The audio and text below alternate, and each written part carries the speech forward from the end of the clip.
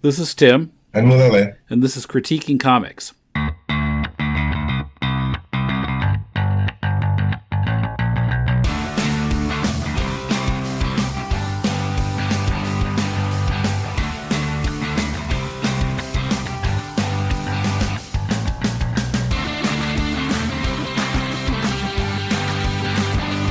Welcome to Critiquing Comics. This is Tim with Mulele in Tokyo.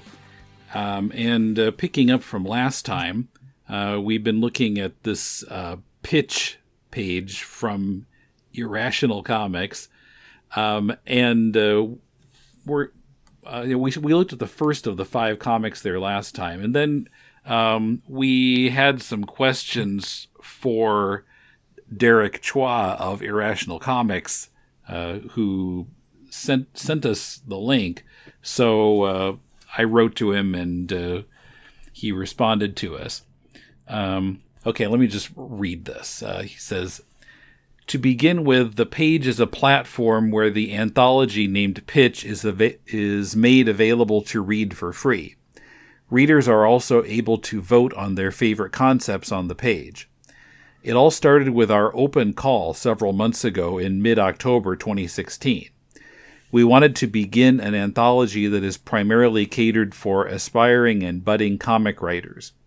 There are many online resources and platforms that help artists, but very little that is actually catered for writers. We want to help fill that gap with Pitch. For a budding comics writer, it is extremely difficult to break into the industry, and there are a lot of risks that a writer has to shoulder doing so. So he goes, try to shorten this a little bit, but he's saying, it's difficult for comic writers to get attention. I mean, it's the usual problem, I think, of, it's people can just look at art and say, this is good, this is bad, but with writing, I think it's a little harder to do that. For comics to proliferate and grow as a medium, we will always need young and fresh blood. Let's see. So, okay, Pitch is our way of helping aspiring writers mitigate some of the risks involved. In our open call, no art is required. A writer need only submit 1, a concept outline detailing the scope of their comic project, characters, descriptions, plot outline, etc. 2, a 12-page script that can be a prologue or the first 12 pages of their comic project. 3, of course, a submissions agreement form. We selected 5 concepts from the submissions. The art team gets creative freedom to work with the selected concepts. The writers can give their input, but they will have little say over the overall and final art direction. Since the writers are not paying for the work to be done, we think this is fair. 5 12-page comics were created based on the selected submissions. We call these prototype comics or proto-comics and make them free to read online. We ask readers to vote for the concept they would like to see published. This is our way of proving the concept. It helps everyone on board Pitch to identify which concept will likely be successful when fully realized and released into the market. This helps writers to save time and money from working on projects that are unlikely to see returns. So, and kind of goes on from there, but that's basically how this works. So he said basically the writers knew, it was going to be just these 12 pages that they had written. There wasn't really more that existed that wasn't put up. That's about all there is at this point for each comic. So these are kind of like spitball stories. Yeah, I mean, it's introducing the concept and trying to attract readers. No, I think it's actually very good and very necessary. And I think that writers do need this kind of thing. If you want to be a comic book writer, part of the problem is comics are a visual medium. You can't just throw some words up and say, hey, it's a comic. The art is an integral part of it. But not being an artist, well, I should say a writer faking the art is much harder than the artist faking the writing. And for this point, the writer is in a position where they have to secure an artist if they want to do in comics. Usually puts them in the bind of becoming producer. And actually, one of the parts that you glossed over was that the writer does have to get an artist, get an art team together, and then pay them and make sure that they don't flake on the project or all of these other problems. This is not a problem of the writer, really. It's a situation that the writer is in, and I think it would be good to separate those two. The writer has a specific job, just as the artist has a specific job. But producer is a different job. Now, because of the nature of drawing, it's just easier to get work as an artist. If we take a writer and an artist, and you're both very competent in your craft, the artist is much more easy to judge and choose than the writer. It takes less time, less effort for the editor or whoever. But anyway, my point is, it's hard for everybody to get into comics, and it's going to be difficult to produce a comic, no matter who you are producing the comic, writer, artist, or even someone who strictly is just producing. But I mean, as I'm an artist. And whether I'm good or not as a writer doesn't really matter. I've decided to write and produce my own comics, not because I think I'm great, but because I think there's some validity in my own voice and I have to develop it. But in producing, when I look at another artist, or another writer, I do feel some aspect of, I would have done it this way, or I would have done it that way. And it does kind of make it hard for me to want to produce other people, or to share responsibilities. I mean, it's something that I felt on every project that I've worked on that's had a writer who wasn't me. So I wouldn't have done it that way. And there are some times when I look at the writer and say, okay, that's a brilliant idea, and I like that very much. That's kind of how I got into weird crime theater, but there are still a lot of things that I feel that I would have done differently. So I'm a little bit ranty, but the writer is a separate job from producer, and that was kind of my comment about this letter. But the situation is clearly favoring the artist for getting work and breaking into comics. So this platform of Irrational Comics is quite excellent, that the writers don't have to provide money or produce something or get an art team together, that all of that's provided based solely on the merits of your writing. So as a service for writers, I think it's actually quite excellent. Yeah. Just one last side comment, though. Irrational Comics is a weird name. I mean, we kind of talked about it off mic last time, but yeah, it's why? Yeah, I don't know. Hopefully they're not literally irrational, but... well, clearly they have a plan. Yeah, they seem much more rational than their name would imply. Yeah. But I guess these days, why not? So, okay. Okay. So we decided we would take these last 4 two at a time. So we're talking about concept 2 and 3 this time.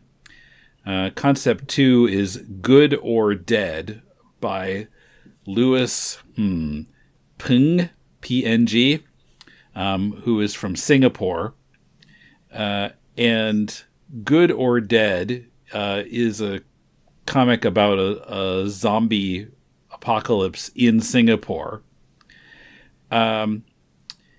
And the 12 pages that we've got, I mean, it basically shows the zombie apocalypse starting. Now, as the name "Good or Dead" implies, and the part that the writer has his kind of prologue to it or explanation of it before the comic, he seems to be developing. I feel like the idea he's trying to get across here is not developed enough in these 12 pages. As I understand it, I guess the idea is that the zombies are only attacking people who are not good. And we in this opening scene, we see a female zombie who sees a guy hitting his wife or girlfriend, and this zombie seems to be remembering also being abused by a guy in her life. And so she attacks this guy that she's just seen hit the woman. So, and there aren't any other really clear examples of that. You know, we see some zombies. There's one who's, I don't know, I guess that's a Singapore flag that he's holding. I'm not sure what is intended to be happening in that scene. And then we get like 5 pages of just kind of standard zombie apocalypse stuff that doesn't even mention the concept of being good or being dead. And then it kind of revisited, or like he's just kind of starting to get into it, and then the 12 pages end. So I felt like I kind of got what the concept was supposed to be, but I was waiting for him to fill it in, and he never quite did. So I kind of wanted more from this. What did you think of it? I thought it was not bad. The concept is new for me. I mean, the idea of the zombie dead attacking only the people they consider to be bad. It's actually the rules of zombies are always fairly straightforward. Get bitten and die and turn into a zombie. And this one, it kind of throws a monkey wrench in that. I mean, you get bitten, you die, but why get attacked? They'll attack you if you are going against their own sense of morality, which I find very, very interesting. Yeah, it seems like a good concept. I just wanted to see more of it. Yeah, so the woman getting smacked at the beginning, and then the zombie chomping down on the guy. Yeah, that's kind of like where he solidifies his comic. So that's 4 pages in, and after that, there are some examples. I think the first 3 panels of the next page are about greed and the guy holding the flag. That's the Singaporean Parliament. I think in the panel before, it says mint. Yeah, the rest of it's blocked, but yeah. I guess I think that's supposed to be the problem. If you lived in Singapore, you would get it probably, but yeah, I think it's more of a Singaporean. And actually, to that point, if you live in Singapore and you get that, there are some bits of Singaporean English that have been translated, and I kind of felt that they didn't need to be translated. Chinese didn't need to be translated either. Unless it's really important to the script, or to the story itself, it really doesn't matter so much. It's more of an education than an entertainment at that point. But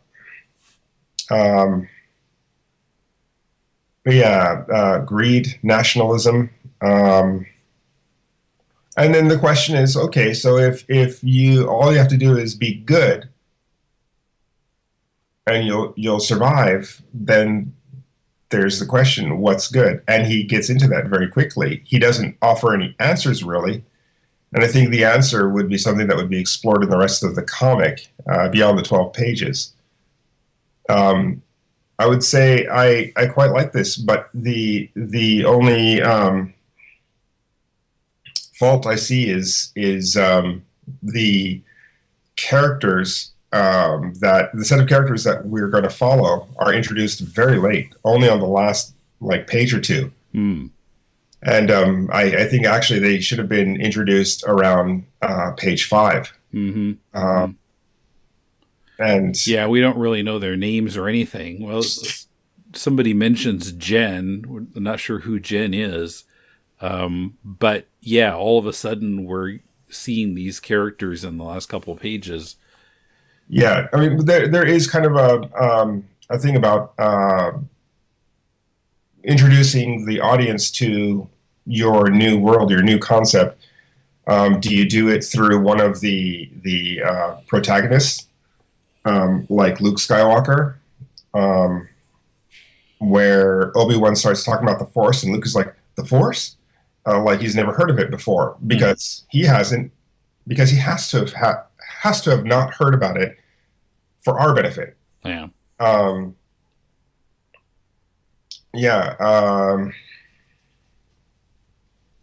So in that sense, you either introduce the plot through those characters, or you have a narration over the top, like we have with this comic. But the narration runs a little bit longer than it should for the task that the 12 pages has to do. Mm-hmm. It's an interesting idea. Now make us care what happens to someone, not just for humanity's sake, but for these specific characters. Right. Yeah. So we needed a better introduction to who are apparently going to be the characters that the comic follows, from judging from the last 2 pages. But yeah. Also, I mean, looking at this, apparently the Irrational Comics people are not really doing any editing. I don't know. I mean, the writer's English is not perfect, and it seems to be untouched here. There's some grammatical errors or whatever. And I might have thought that Irrational Comics would do some correction, but apparently not. I don't know. Maybe the grammar's correct for Singapore. Well, I suppose so. Well, I mean, who is this comic for? Is it aimed at people in Singapore or at the wider world? Well, that is actually an interesting problem. When I'm making comics, I'm now making them in 2 languages, Japanese and English, and I'm able to do that because my good friend is a very good translator, and in fact, sometimes she's my co-writer. But the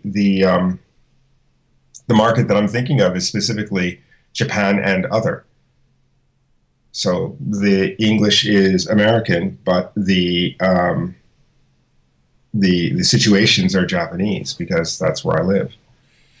But in this case, the stories in Singapore has some Chinese, has some Singlish, has some English. I don't know, who is it for? But yeah, I mean, in some places he's trying to explain it to outsiders, and then like the Singapore Parliament, you know, he doesn't really fill it in as well. Maybe. Well, I would actually give him a little bit of leeway on that, because specifically, the editor did say that the writers don't really have much say in what happens on the page. Yeah, that's true. Yeah, on the story. So I would put that up to the artist, kind of hinting it. I mean, it's hinted at the way you'd hint at the White House. You'd show a shot from, like a standard shot that you'd see on the news or something. And you wouldn't necessarily say Washington, D.C., the White House. The president works here. But this one, you know, they show a shot of the Parliament building, but it's a little bit obscured and is not immediately obvious, because the Singaporean Parliament building is not as famous as the White House. I don't know. I kind of think that it could be an exploration of Singaporean culture and introducing it to the rest of the world, if that's the intent of the writer. or if the writer's intent is just to focus on Singapore, I think that's really fine too. It doesn't have to be something that's specifically for Americans. I mean, that was the beautiful thing about Japanese animation when I started watching it in the 80s, is that shit was crazy.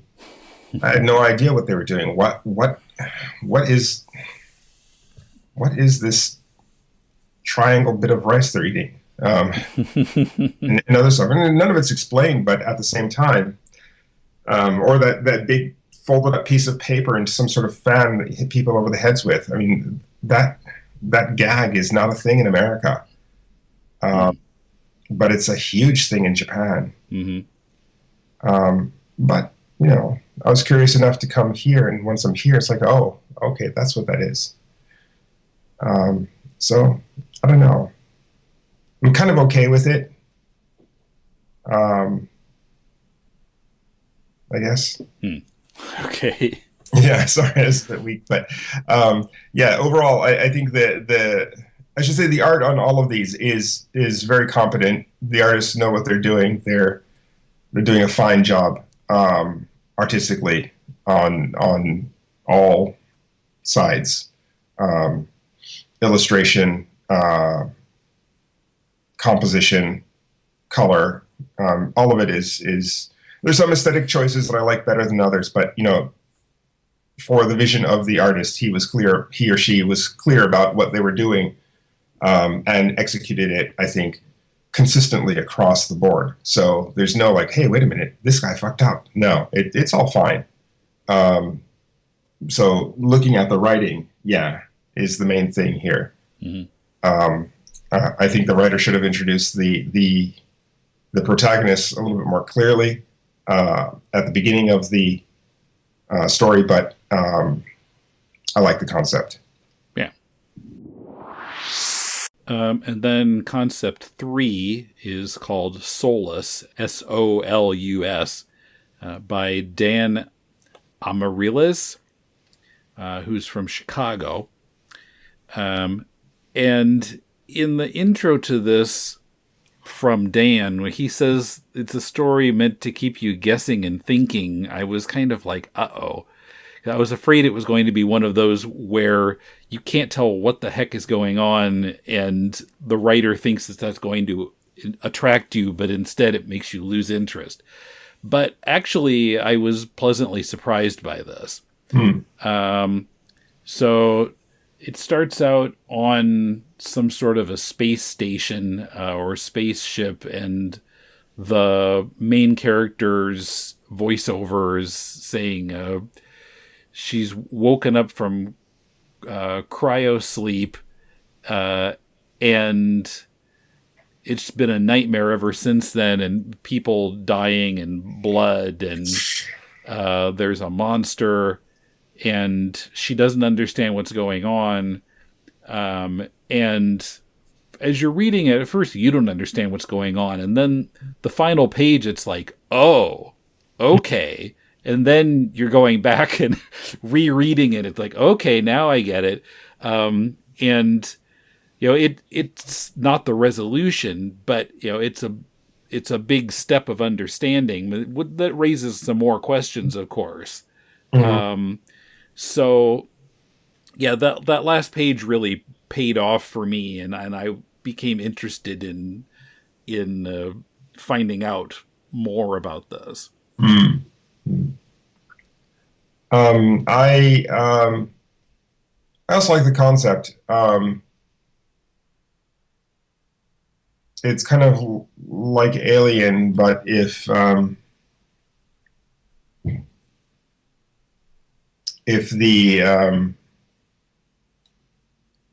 alien were inside Ripley, or if Ripley were the alien, it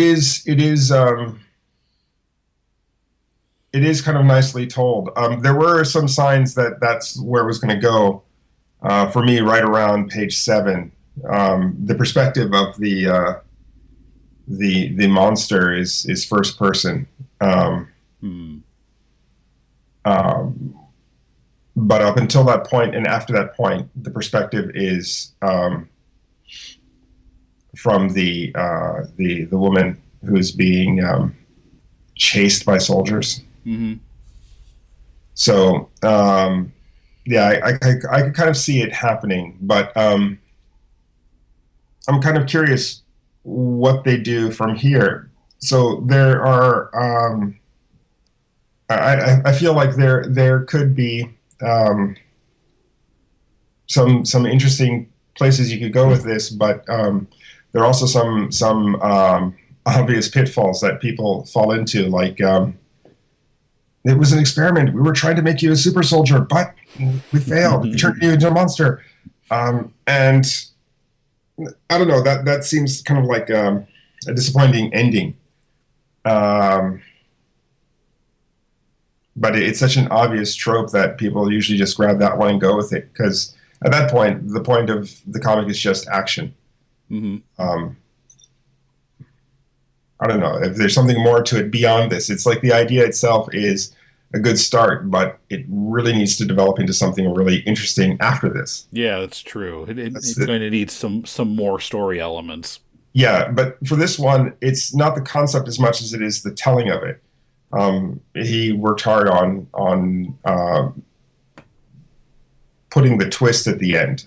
Mm-hmm. But the twist at the end, and to be continued at the bottom, it's, I don't know, I kind of felt we needed like one more shot, a reaction shot of her realizing, oh, I'm the monster? Okay, well, what do I do now? Kind of thing. Or maybe not so nonchalant, but